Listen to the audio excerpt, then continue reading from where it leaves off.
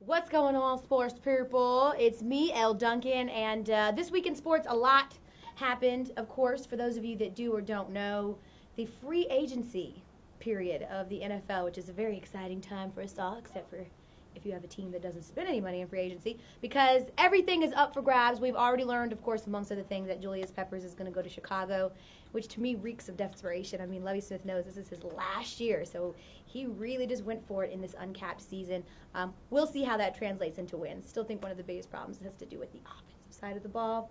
And that's not just me being a hater because I don't like Jay Cutler. But also, good news for the Falcons. Dante Robinson, we get the corner out of Houston. He's coming to us from the Texans. He was the only cornerback ever in Texans franchise history to be franchised. And that means basically they thought he was so good that they put a first and third tender on him last year. Couldn't hold him. He wanted the money. He left. But he's a very good corner. He's got good speed, really, really good tackler, and pretty good in bump and run coverage. So I'm pretty excited about this one. He is going to dramatically increase and help our secondary, which has really, really been one of those focuses for our guys in the offseason. So I'm pretty excited about that, and we'll see how that works out. Still think, though, that they need a little help on the line, because it doesn't matter if you've got a Hall of Famer back there in the secondary if they're not getting any pressure on the quarterback.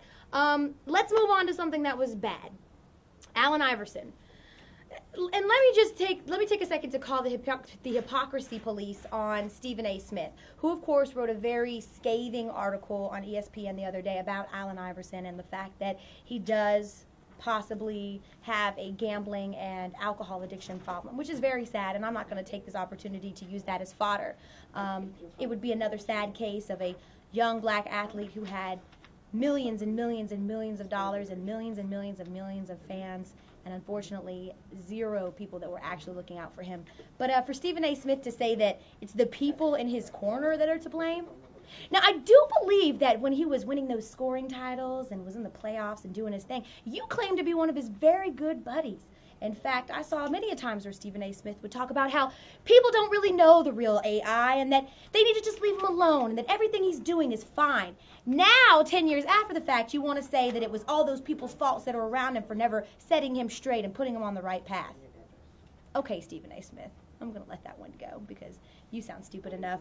And lastly, the worst of the worst, Ben Roethlisberger. I chose to take a second on my show this week to talk about Ben Roethlisberger simply because I don't care whether the guy is innocent or guilty. I care about the fact that it has not been covered at all in the media, not until 5-6 days later.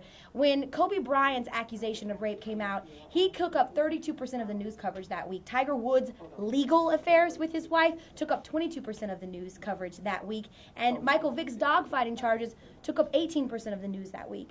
So far, Ben Roethlisberger?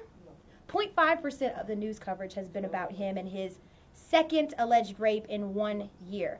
There are still details coming out. I want to know why he was at a college bar to begin with, vacation home or not. You're a grown man and you're talking about 20-year-old kids. But this just, to me, exemplifies the fact that in the media there is such a huge difference between what certain and particular athletes can do. Now, I'm not blaming the NFL for covering for Ben Roethlisberger. In fact, I think the NFL would have covered for Michael Vick if he'd have been honest with them from the beginning. But I'm talking about the news reports. And no, this isn't just an ESPN story. This is a CNN story. This is an AJC story. This is a Fox Sports story. This is a Good Morning America story. This is a story. Ben Roethlisberger was the Super Bowl MVP. So you can't tell me that he's not a big enough athlete to make that type of coverage. First time, it gets swept completely under the rug and you guys call the lady crazy. Will you listen the second time? I'm going to get out of here because I can't say anything else after that. How do you end a segment about sports with sexual assault? I don't know. Thank you for that, Ben Roethlisberger. And thank you for once and again showing how tricky the media can be. You're always heard on my show, though. Hi.